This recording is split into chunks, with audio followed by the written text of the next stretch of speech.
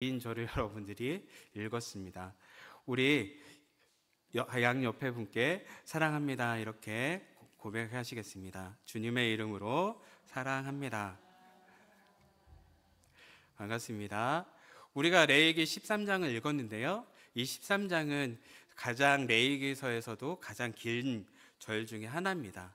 또한 레위기 13장은 성결법에 관련되어 있습니다. 성결법은 레위기 11장부터 15장까지 하나님께 어떻게 나아가는 삶을 살아야 할지 성결한 삶을 다루고 있습니다. 거룩한 삶을 살기 위해 주님께서 주신 규례입니다. 일상의 삶에서 하나님과 교제하도록 저와 여러분들이 부르심을 받았습니다. 일상의 삶 속에서 하나님과 교제할 때 중요한 것은 거룩함을 우리의 일상의 삶 가운데서 지켜야 한다는 것입니다. 거룩함과 정결함을 잃어버리면 하나님과의 교제가 끊어지기 때문입니다.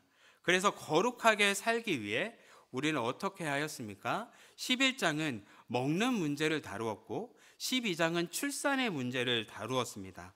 그리고 13장은 나병이 발생되는 경우에 대하여 그 나병을 어떻게 진단하고 어떻게 해야 하는지를 다루고 있습니다. 그래서 레위기 13장을 크게 세 부분으로 나눌 수 있습니다.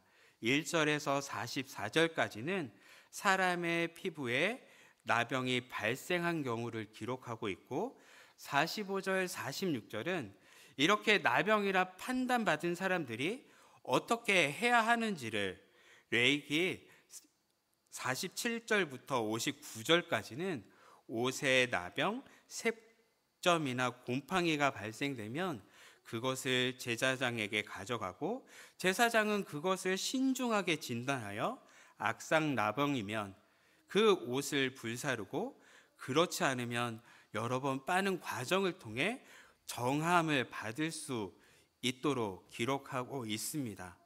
하나님의 백성은 그 거룩함을 지키기 위해 몸뿐 아니라 입는 옷에 대해서도 거룩함을 지켜야 하는 것이지요. 하나님은 일상의 삶, 의식주의 모든 부분에 관심을 가지고 계십니다. 왜입니까? 그들이 하나님과 교제의 끈을 놓치지 않게 하기 위해서입니다.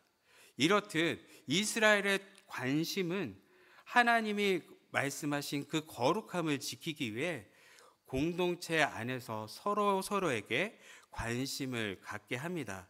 그들의 관심은 무엇인가 하면 거룩한 공동체로서 어떻게 이 공동체를 이루어야 하는지에 대해서 관심을 갖고 있습니다. 오늘 레위기 13장은 이것에 대해서 좀 더 자세하게 살펴보도록 하겠습니다. 레위기 13장은 사람이 피부에 나병이 발생하는 경우 진단하고 진단받는 자는 어떻게 해야 하는지를 매우 긴 절로 설명합니다. 13장에서 끝나는 것이 아니라 13장에서 나병은 이런 경우, 이런 경우, 이런 경우를 든다고 하면 14장은 나병으로부터 진단받는 자가 나음을 얻기 위해 정함을 받기 위해 어떤 과정을 거쳐 다시금 공동체 안으로 들어올 수 있는지에 대해 설명하는 것이 14장입니다. 나병의 진단과 정하게 되는 그 과정을 13장, 14장, 이 두 장의 116절로 길게 설명하는 이유는 무엇일까요? 나병이 개인뿐만 아니라 공동체에 지대한 영향을 줄 수 있기 때문일 것입니다. 그렇다면 나병이 무엇이고 공동체에 어떤 영향을 줄까요? 어떤 영향을 주는지를 알기 위해 우리는 먼저 나병이 무엇인지를 알아야 합니다. 그래서 오늘 레위기 13장 2절 말씀인데요. 우리 2절 말씀 같이 읽도록 하겠습니다. 만일 사람이 그의 피부에 무엇이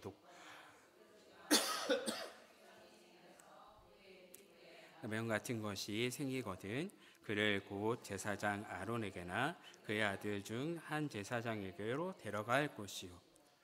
여러분, 나병 하면 여러분은 어떤 병으로 생각들 하고 계십니까? 혹 한센병, 문둥병으로 이해하지는 않으셨습니까?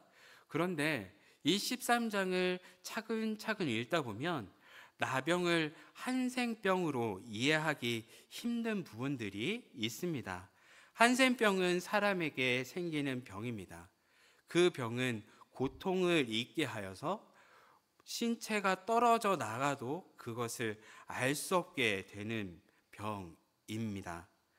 그런데 13장을 보면 나병이 의복에 발생하였고 다음 주에 보시겠지만 14장 34절에 어떤 집에 나병 색점을 발생하게 하거든 이라고 말씀하며 나병이 집에도 생겼음을 기록하고 있기 때문입니다. 그래서 나병을 문둥병으로 이해하기보다는 악성 피부병으로 이해하는 것이 더 나은 이해일 것입니다. 그래서일까요? 성경에 표시되어 있는 것도 그러합니다. 2절에 나병이란 글자가 있는데요. 그 글자 앞에 숫자 1이 보일 것입니다. 그리고 성경 맨 아래 보시면 그 일로 표시된 부분이 넓은 의미로 악성 피부병을 뜻함이라고 되어 있습니다. 나병을 악성 피부병으로 보는 것이지요. 또한 이 나병에 해당되는 히브리어 차라아트가 가진 뜻이 정확하게 나병을 지칭하지 않고 또 어떤 특정한 병을 지칭하지 않는, 그래서 이게 어떤 피부병인지 알기 어려운 해석이 담겨 있습니다. 이러한 점 때문에 랍비들은 그 피부병의 증상을 13장에 나와 있는 그 피부병의 증상을 16종, 36종, 72종으로 피부 질환을 분류하며 의견을 나누는 것으로 많은 이야기들을 한다고 합니다. 이를 통해 보아서도 그 나병이 악성 피부병인 것을 짐작해 하는 것이죠. 그런데 이토록 다양한 피부 질환을 다루는 이 나병이 부정한 것으로 분류되는 이유는 무엇일까요? 피부 질환 중에는 나 혼자만이 불편하게 하는 피부병이 있는가 하면 전염성 있는 피부병들이 있기 때문에 그 전염성이 있는 피부병들은 공동체에 악영향을 주게 됩니다. 그래서 전염성이 있는 이 피부병, 이걸 악성 피부병이라 하고 그것을 부정하다라고 말씀하고 있습니다. 이는 유대교 신학자 밀그롬이 이렇게 주장하였습니다. 악성 피부병, 나병은 창백한 시체의 색깔이 흰색이며 껍질이 벗겨지는 현상이 나타나므로 나병은 죽음과 관련 있다고 하였습니다. 이것을 10절은 이렇게 말씀하고 있죠. 제사장은 진찰할지니 피부에 흰 점이 돋고 털이 휘어지고, 피부에 흰 점은 창백한 시체, 그 흰색을 상기시킵니다.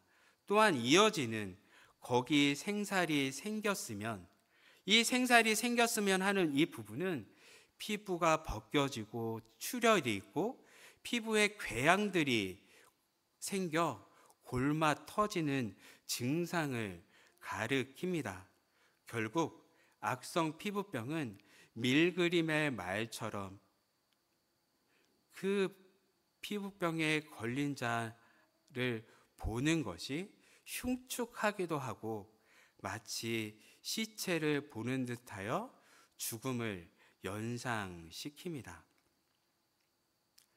죽음을 연상시키는 이 피부병을 진단하는 사람은 오로지 제사장이었습니다.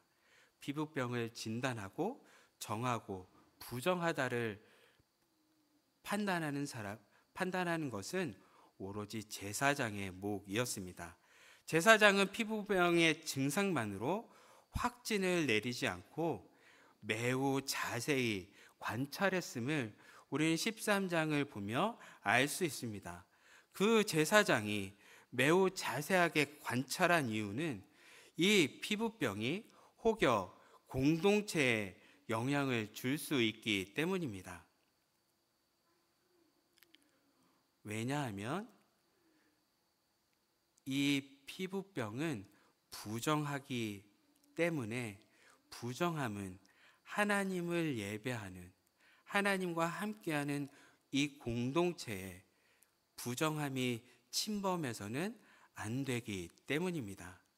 공동체는 정결함과 거룩함을 유지해야 했습니다.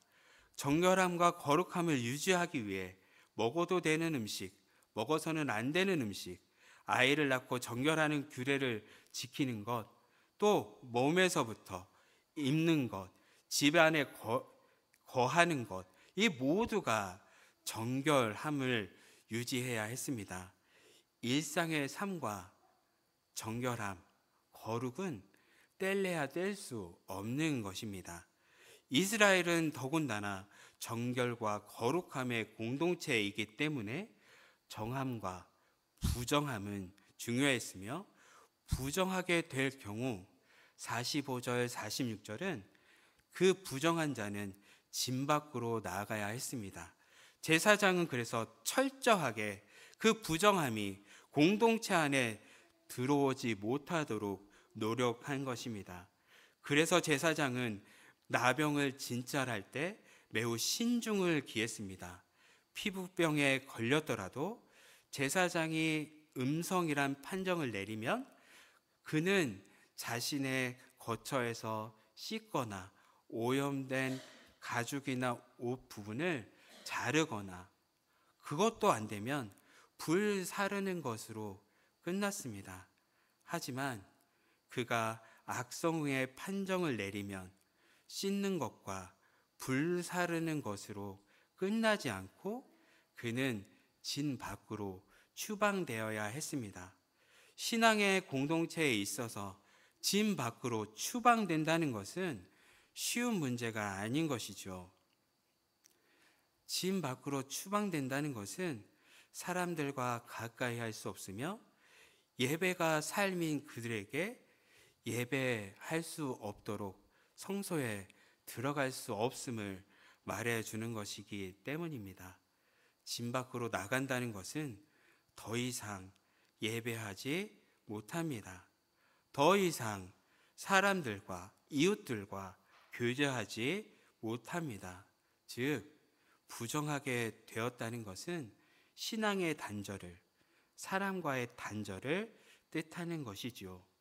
공동체의 삶에서의 단절은 그 사람에겐 사형 선고나 다름없게 된 것입니다. 이와 같은 이유로 제사장은 나병을 진단함에 있어 신중을 기했습니다. 얼마나 신중하게 진단하는지 나병을 진단하는 과정을 보면 알 수 있는데요. 피부 질환으로 증상이 나타났다고 해서 제사장은 바로 확진하지 않습니다. 증상만 보고 빠르게 판단하지 않는 것이죠. 그가 즉시 보고 판단하기 어려우면 일주일을 두고 지켜봤습니다. 지켜봤는데도 그가 판단하기 어렵다면 다시 일주일을 기다리고 지켜본 것입니다. 왜입니까? 삶의 단절, 부정한 자에게는 너무도 큰 아픔이기 때문입니다.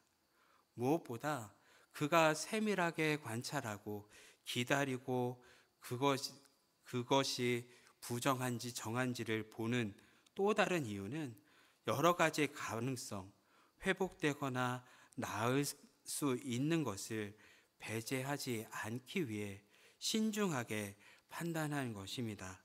즉, 아무리 제사장이라 할지라도 그에게 판단할 수 있는 권한이 있을지라도 함부로 판단하지 않는 것입니다.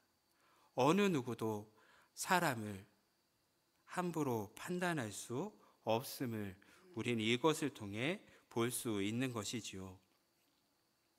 그렇다면 나병으로 인해 부정하다 판단받은 자들은 어떻게 할까요? 45절, 46절의 말씀입니다. 우리 45절, 46절의 말씀을 같이 읽겠습니다. 윗입술을 가리고 외치기를 부정하다 부정하다 할 것이요 병 있는 날 동안은 늘 부정할 것이라. 그가 부정한즉 혼자 살되 진영 밖에서 살지니라. 나병 환자는 그가 부정한 판단을 받으면 옷을 찢고 머리를 풀며 부정하다 부정하다 외쳐야 합니다. 옷을 찢는 행위, 머리를 푸는 행위는 극도의 슬픔을 표시하고 애곡하는 모습으로 볼 수 있습니다. 슬픔을 표시하고 애곡하는 모습은 어디에서 볼 수 있습니까? 사람이 죽었을 때 하는 행위인 것입니다. 그와 같이 옷을 찢고 머리를 풀고 부정하다 외치는 것은 자신은 이제 죽은 자와 같이 되었다는 뜻입니다. 그도 그럴 것이 나병이 확진되어 제사장으로부터 부정하다 판단을 받으면 진영 밖으로 추방됐습니다. 진영 밖으로 추방됐다는 것은 첫 번째로 사회로의 단절을 의미합니다. 더 이상 나의 이웃에게 가까이 가지 못합니다. 정한 사람이 자신의 근처에 오면 부정하다 부정하다 외쳐야 했습니다. 유대 랍비들은 이보다 한술 더 떠서 정한 사람과 부정한 사람이 간격을 유지해야 한다고 말하고 있습니다. 대략 100규빗 한 4.5m 정도에 떨어져서 부정하다 부정하다 말해야 한다고 주장합니다. 우연치 않게 접촉할 수 있는 그 모든 것을 차단하기 위함입니다. 더 이상 이전의 일상의 삶을 살 수 없는 것입니다. 사회의 이런 단절도 큰 문제이지만 더 큰 문제는 신앙의 단절에 있습니다. 나병 환자는 진영 밖에 살아야 했습니다. 더 이상 하나님을 예배할 수 없습니다. 부정하다는 것, 더 이상 하나님께 나아갈 수 없습니다. 부정한 동물은 제물도 바칠 수 없음을 우리는 보지 않았습니까? 하물며 부정하게 된 사람은 주님의 성소에 나갈 수 없었던 것이지요. 즉 하나님께 나아갈 수 없으니 이는 하나님과의 단절을 의미하는 것이죠. 그래서 부정하여 진 밖으로 나가는 것은 그 개인의 삶으로나 신앙적으로나 죽음을 의미하는 것이었습니다. 그 사람을 부정하게 되어 진 밖으로 내보내는 것은 공동체의 거룩함을 지키는데 유효했습니다. 그런데 성경은 부정한 자를 추방하는 것으로만 끝나지 않습니다. 추방한다는 것은 일정 기계의 유예 기간을 두는 것이기 때문입니다. 이는 민수기 12장 14절 15절에 모세의 누이 미리암이 모세가 굿수 여자를 아내로 맞은 것에 대해 모세를 비방하는 한 일로 인하여 나병이 생겨 진 밖으로 추방한 일을 기록하고 있습니다. 여호와께서 모세에게 이르시되 그의 아버지가 그의 얼굴에 침을 뱉었을지라도 그가 이래 동안 부끄러워하지 않겠느냐? 그런즉 그를 진영 밖에 이래 동안 가두고 그 후에 들어오게 할지니라. 이에 미리암이 진영 밖에 이래 동안 갇혀 있었고 백성은 그를 다시 들어오게 하기까지 행진하지 아니하다가 미리암에게 나병이 일어나 진 밖으로 추방당했습니다. 진 밖에서 그녀는 일주일 동안 갇혀 있었고 그녀가 정하다는 판정을 받아서야 겨우 진 안으로 들어올 수 있었습니다. 그런데 15절 마지막은 어떻게 기록하고 있습니까? 그 미리암이 다시 돌아올 때까지 이스라엘 공동체는 움직이지 않았다는 것입니다. 즉, 부정하게 된 자들을 하나님이 다시 온전하게 되돌아오기를 바라신 것입니다. 이는 제사장의 중요한 책무 중에서도 볼 수 있습니다. 제사장의 중요한 책무 중 하나는 진 밖에 추방된 자들이 회복되었는지를 확인하는 데서도 볼 수 있습니다. 우리 레위기 14장인데요. 우리 14장 3절 말씀 우리 한번 같이 읽겠습니다. 진영에서 나가 진찰할지니 그 환자에게 있던 나병 환부가 나았으면 제사장은 주기적으로 진영 밖으로 나가 나병 환자를 진찰했습니다.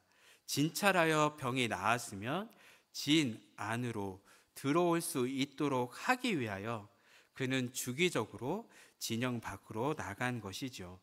나병이 걸렸더라도 일정 기간이 지나 회복되었다면 돌아올 수 있도록 그는 지속적으로 그의 백성들을 관찰하고 돌아올 수 있는 길을 열어 놓은 것입니다. 또한 이 나병은 죄로 보기도 합니다.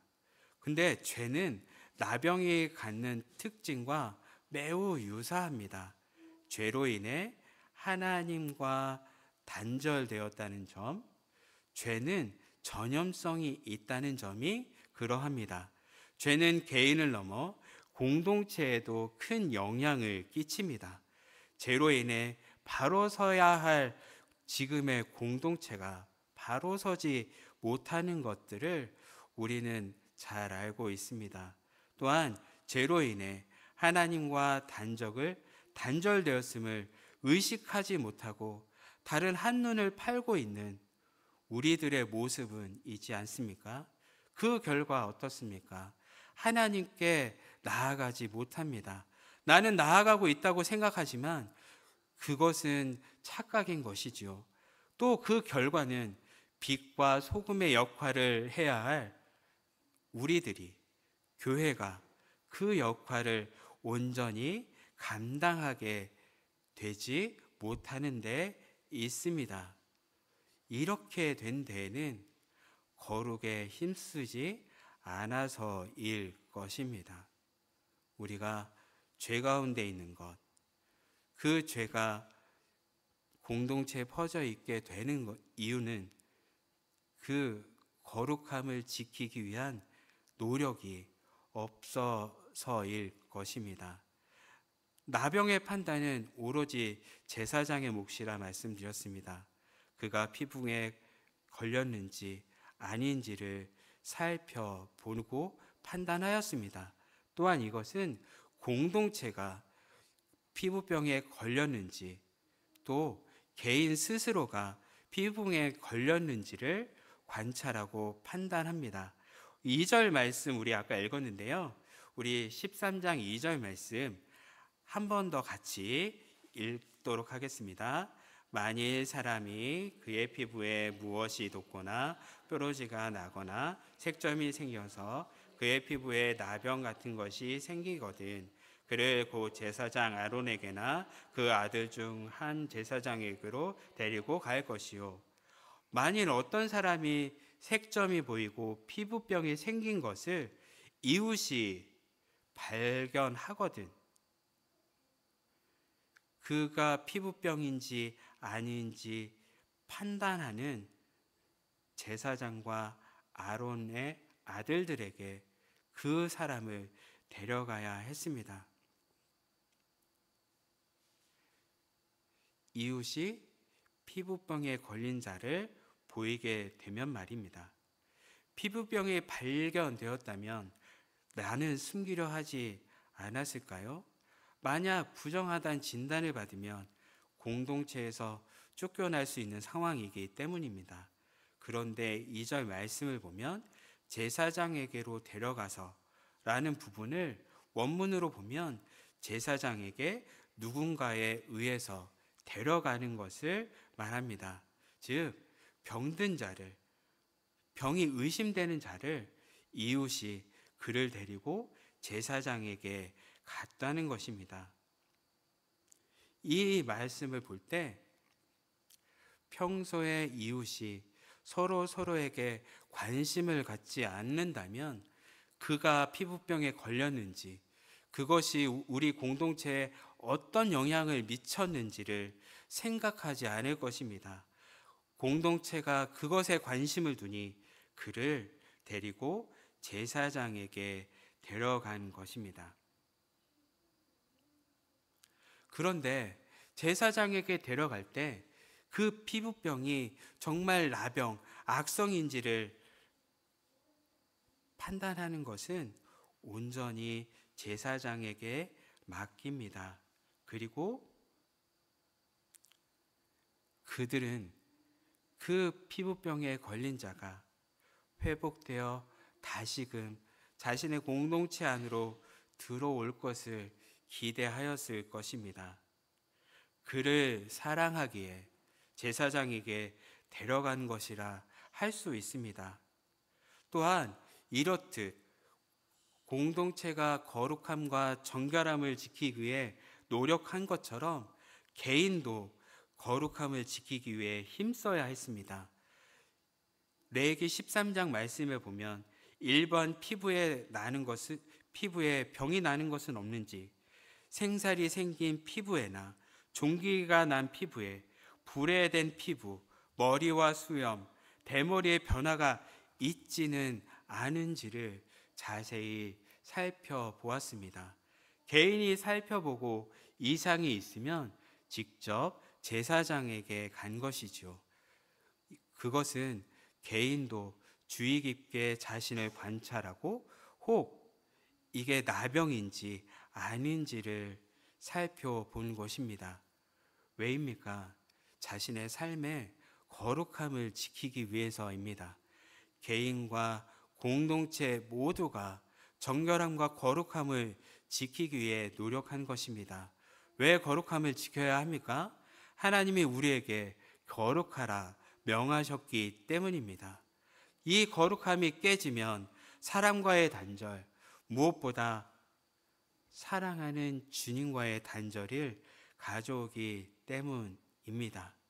그래서 하나님의 공동체는 개인과 공동체 모두를 보호하고 사랑하기 위해 거룩함에 힘썼습니다. 개인과 공동체 모두가 주님 안에서 사랑했기에 부정하다 말할 수 있었을 것입니다. 또한 사랑했기에 나병이 걸린 자가 다시 돌아올 수 있는 길을 열어 놓은 것입니다. 이와 같이 우리 명광의 공동체가 서로 거룩함과 정결함을 지키기에 힘쓰는 우리 모두가 되기를 소망합니다.